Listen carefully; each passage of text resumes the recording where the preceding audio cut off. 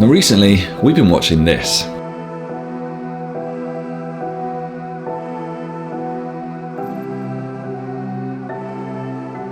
And it got me thinking, can briefs be better than learning outcomes?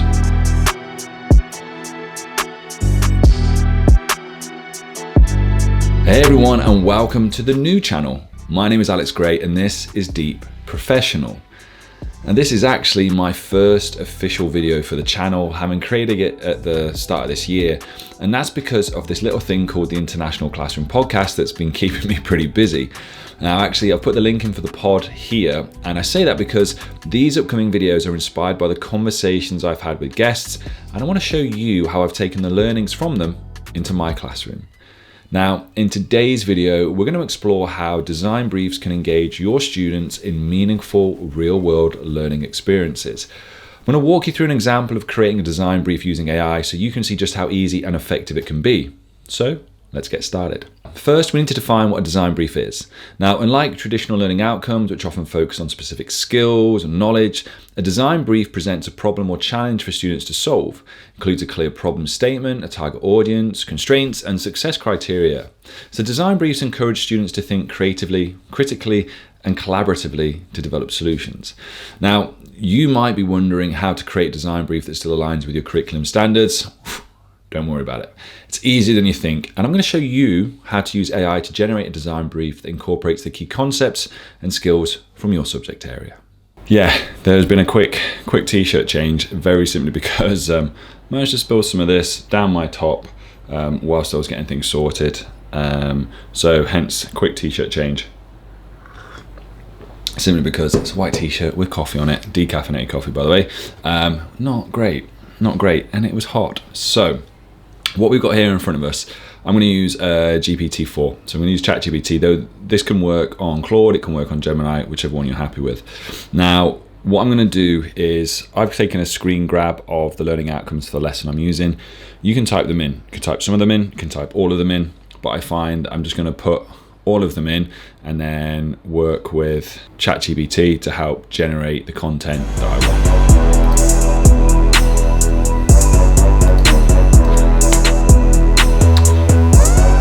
Now, that's there. What I've actually found best for this to do is rather than go straight into asking for the problem, straight into asking for the solution, what I'm going to ask it to do is I'm going to ask it to pick out 5 potential real-world problems or real-world scenarios that would connect with these learning outcomes. And it's those then I'm going to use to help generate the actual problem for the design brief. All right, so there's a couple of good things about this. Now, what I'm going to do in this one is I'm purely focusing, I'm going to take one of those and I'm going to write the design brief for this. And I'm going to give that to the students.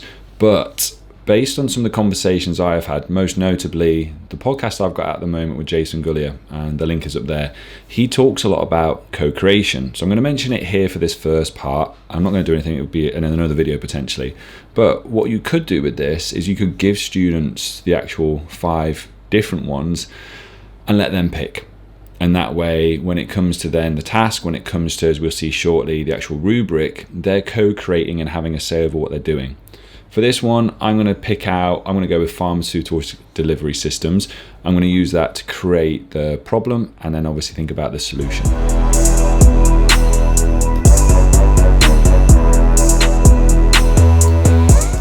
So there are lots of different components that make up a design brief. So you will have the problem definition, you've got then a solution description, you've got an evaluation criteria, you've got available resources, a design tone, and then potential collaborations. So with this one, all I'm going to be focusing on is just coming up with in step by step. I don't want to give it too much to start with. I want to make sure I'm happy with each part, make sure we're happy with each part, and then go from there. So what we've got in front of us is, so we've got our brief. Task, chemical and physical properties, okay. Goal is to design an innovative drug delivery system that demonstrates an understanding of those factors, overcomes current limitations, a problem will challenge you to create. So we've got that there, and to some extent, it automatically highlights the solution anyway. But it's taken on board our real world scenario and it's given us a brief for students to work with. And now what's good about this is if it's just purely me, I can probably take some of it and obviously that's, and not use all of it. So I don't have to necessarily use the bits that I'm highlighting out here. in terms of the hints that it's giving or parts to consider. I could use those if I was to modify it. So if I was offering support or scaffolding, I might incorporate those. If I wanted to add stretch and challenge, I might take those out and offer something different instead.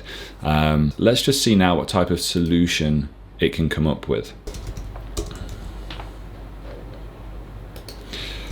And within this, we've got obviously describing the solution the design project will provide, including scope and deliverables. See how it does with that. Now there's other things you could put into that if you want to add a timeline, if you're using a budget. But for this, keeping it in class, let's see what it can come up with.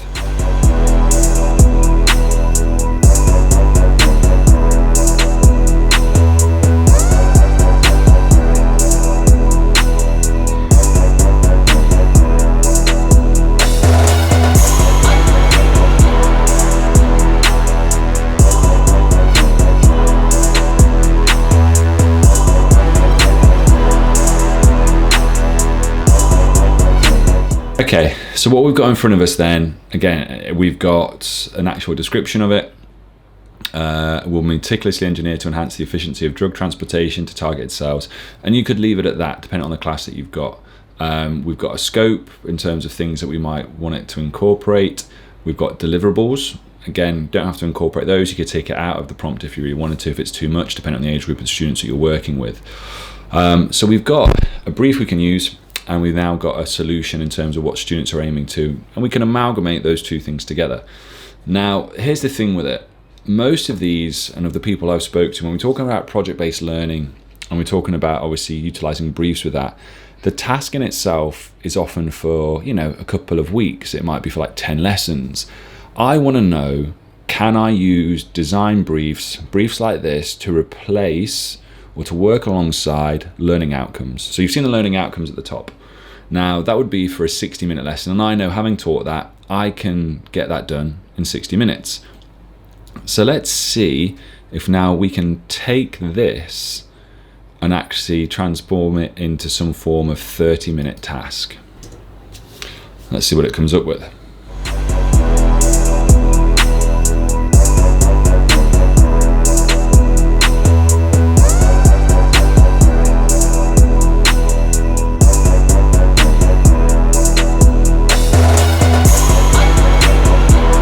That's pretty good. It's just you've got a sketch, hand-drawn sketch, simple digital illustration, and there's people out there. So again, drawing on the expertise I've had from, let's say, Aaron and Ben from the Inventors Club, talking about using AI and different sort of sketch to image. And there's a few other ones out there that can use these AI tools that can do that. So that could work in quite nicely. A brief written description of how the system delivers the drug, perfect. Critical analysis, bullet point list, potential challenges and benefits, collaborative effort, divide roles among team members. So again, that would work for 30 minutes. You gave them the brief, you could actually do a little bit of teaching in there, tap them through it, and then give them this 30-minute task, which would be quite good in terms of getting them to go through those characteristics. But we're not done yet. With that, so we've got our brief, we've got a problem, we've got a solution.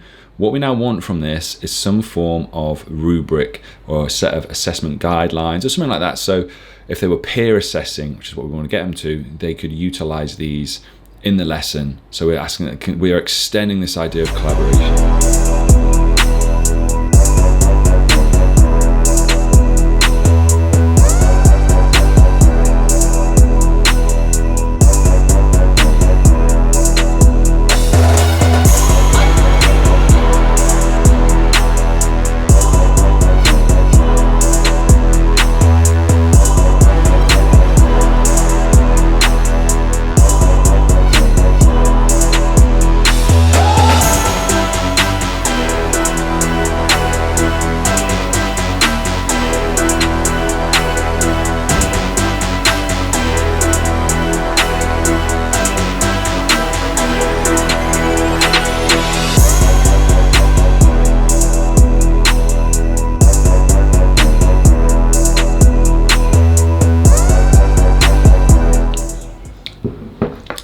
All right, so we've got it there. Now, again, if you were working on a 2-3 week project and it was over 10-12 lessons and you could have all that, perfect.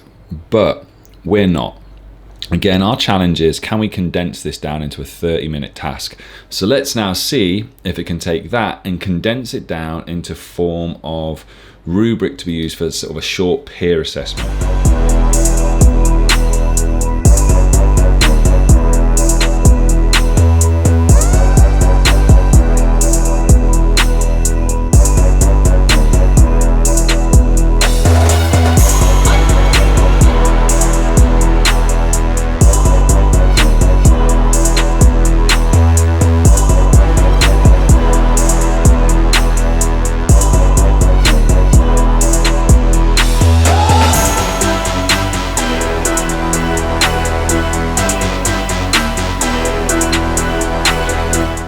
Okay, and it's given us some ideas about a tick or a plus, double plus,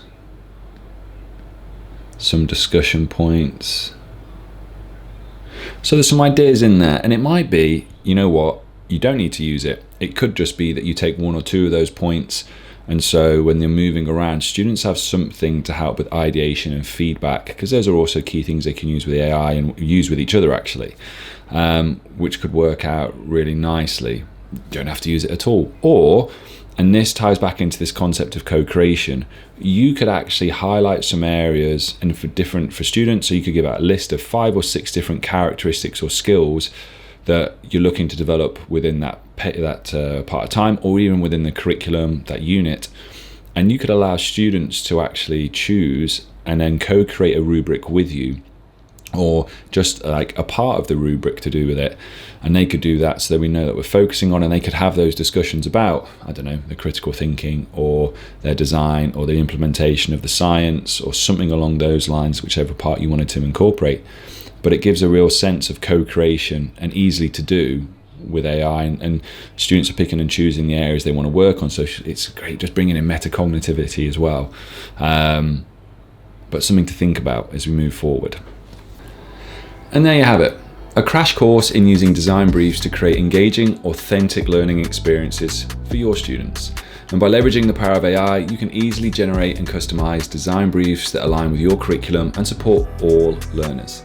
Give it a try in your own classroom and see the impact for yourself. If you have found this video useful, hit that like button for me. And if you're brand new to the channel, make sure you subscribe. I'll see you in the next video.